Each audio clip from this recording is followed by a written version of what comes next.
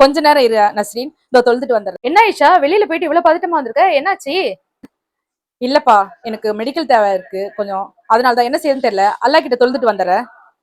அப்படி ஆயிஷா, கவலைப்படாதப்பா. நபி ஸல்லல்லாஹு அலைஹி வஸல்லம் அவங்க சொல்லியிருக்காங்க, ஒரு அடியான் இறைவன் இடத்தில் கையேந்தி அவன் கேட்கும் பொழுது வெறுங்கையோட அனுப்புறதுக்கு இறைவன் வெக்கப்படுகிறான். அதனால உங்களுக்கு என்ன தேவையோ நீங்க போய் அல்லாஹ் கிட்ட கேளுங்க.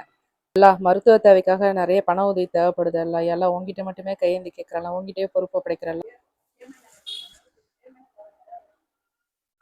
அஸ்ஸலாமு அலைக்கும். வாங்க ஆண்டி. வலைக்கும் சலாம்மா. என்னம்மா இந்நேரத்துக்கு தொழுதுட்டு இருக்க? லொஹர் வக்தெல்லாம் கூட முடிஞ்சிருச்சே. இல்ல ஆண்டி, ஒரு மெடிக்கல் எமர்ஜென்சி, அதான் என்ன செய்யுதுன்னு தெரியல. சரி, அல்லாஹ் கிட்ட தொழுது துவா கேட்போம் அப்படின்னு சொல்லிட்டு தான் ஆண்டி தொழுதுட்டு இருக்கேன் இந்நேரத்துக்கு. என்னாச்சு? என்ன மெடிக்கல் லைனு, என்ன ஹெல்ப்? ஆமாங்க ஆண்டி, 1,00,000 ரூபா கட்ட சொல்லியிருக்காங்க.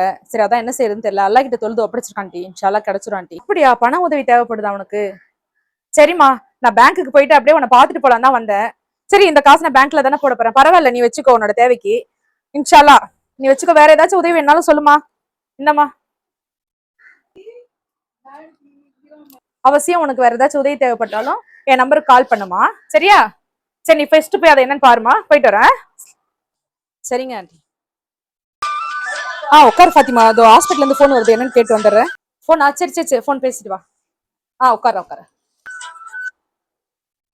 சொல்லுங்க மேடம். அப்படிங்களா? சரிங்க மேடம். என்னாச்சுப்பா? இல்ல ஃபாத்திமா, அன்னைக்கு வந்து பணம் கட்டணும் இல்லையா, ஹாஸ்பிட்டல் அட்மிட் ஆயிருக்காங்கன்னு, அது இன்னும் 20,000 ரூபாய் கட்ட சொல்றாங்க. அதான் சரி என்ன செய்யறதுன்னு தெரியல. மறுபடியும் 20,000 ரூபாய் கட்ட சொல்றாங்களா?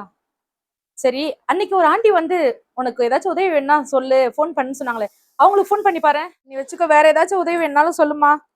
இந்தம்மா. பாத்திமா, நம்பிக்கை எப்பயுமே மனுஷங்க மேல வைக்க கூடாது. தவக்கல் இறைவனிடத்துல மட்டும்தான் வைக்கணும். இறைவனை தவிர வேற யார்ட்டையும் கையேந்த கூடாது. நான் போய் இன்ஷா அல்லாஹ் தொழுதுட்டு வந்துடுறேன். அல்லாஹ் குர்ஆனிலே சொல்கிறான், ஒருவன் முயற்சி செய்தால் அந்த முயற்சியுடைய பலனை பெற்றே தீருவான். அது உலக காரியத்திலும் சரி, மறு உலக காரியத்திலும் சரி.